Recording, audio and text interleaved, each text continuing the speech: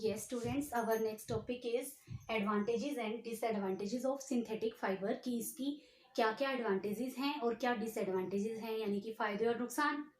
तो हमारे पास एडवांटेजेस में क्या आता है, high strength due to which withstand heavy load without breaking. इनकी स्ट्रेंथ अच्छी होती है जिस वजह से ये क्या कर पाते हैं, हैवी वेट को उठा पाते हैं विदाउट ब्रेक हुए।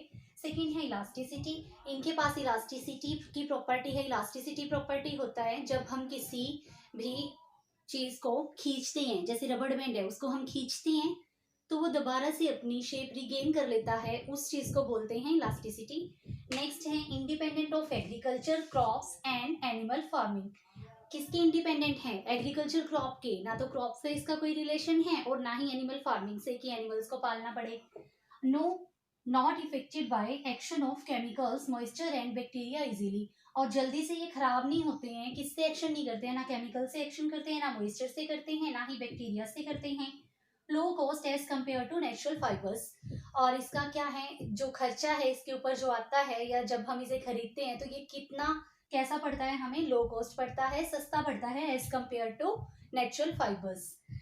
नेक्स्ट है इजियर टू मेंटेन, इसको मेंटेन करना इजी है। मान लो हमने क्लॉथ्स वगैरह लिए हुए हैं, जो सिंथेटिक फाइबर्स हैं उनसे बने हुए क्लॉथ्स हैं हमारे पास, तो मान लो उसमें बल वगैरह पड़ गई तो हम उसको आयरन करके फिर से वैसे का वैसा कर सकते हैं। तो इजी टू मेंटेन, इनकी केयर रखना इजी रहता है। ओके, नेक्स्ट वन है हमारे पास डिसएडवांटेजेस। डिसएडवांटेजेस में क्या आएगा, रिपेल मॉइस्चर और do not allow our skin to breathe. ये क्या करते हैं, मॉइस्चर को रिपेल करते हैं, यानी कि उससे कांटेक्ट नहीं बनाते हैं, जिसकी वजह से हमारी बॉडी ब्रीथ नहीं कर पाती है। अनकंफर्टेबल है कि डालने में हमें अनकंफर्टेबल फील होना, ऐसी फीलिंग आती है। नेगेटिव हीट इफेक्ट, इसके हीट इफेक्ट कैसे हैं, नेगेटिव हैं, यानी कि क्योंकि ये हीट को क्या नहीं कर रहा, अंदर बाहर नहीं आने जा रहा, आने दे रहा, तो जैसे हमें स्वेट आता है, पसीना आता है, तो वो पसीना बाहर नहीं जाएगा, ठीक है, ऐसे। नेक्स्ट वन है मेल्ट बिफोर बर्निंग, और ये क्या कर देता है, जलने से पहले पिघल जाता है, यानी कि प्रॉपरली जब जलना, हम इसको कहीं से भी हीट मिल जाए ना उस टाइम पे ये क्या करता है, पहले पिघलता है फिर जलता है। तो इसका नुकसान क्या है, ये स्टिक हो सकता है बॉडी से और क्या कर सकता है, बॉडी को जला सकता है।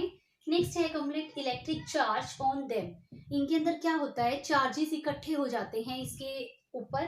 तो जब ये चार्जेस इकट्ठे हो जाते हैं तो ये क्या एक्शन करते हैं, वही की बॉडी से स्टिक हो सकते हैं, स्टिक हुए रहते हैं। और ऐसा एग्जाम्पल है जैसे कॉम होता है, कॉम से हेयर स्टिक हुए रहते हैं, आपने देखा होगा। और कई बार हम करते भी हैं कि कॉम को कॉम नहीं, स्केल ले लो आप, जैसे स्केल लेते हैं उसको थोड़ी देर रब करते हैं अपने हेयर से, उसके ऊपर कोई चार्ज आ जाता है, फिर जब उसको छोटे छोटे कागज के टुकड़ों के पास लेके जाते हैं तो वो उसको अट्रैक्ट करता है, वो उस चार्ज की वजह से होता है।